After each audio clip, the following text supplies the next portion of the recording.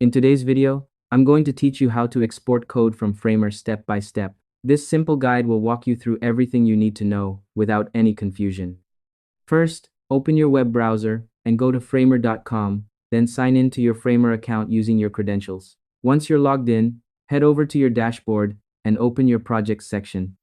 From here, select the project that you want to edit or export the code from, and give it a few seconds to fully load so everything appears properly.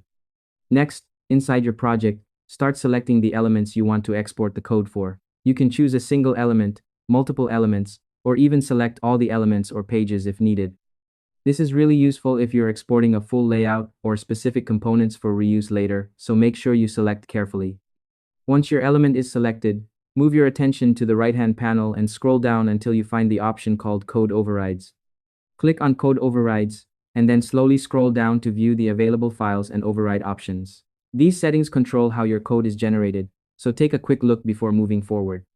After that, click on Edit Code, and you'll instantly see the code appear on your screen. From here, simply select all the code, copy it, and paste it into the file or platform where you want to use it.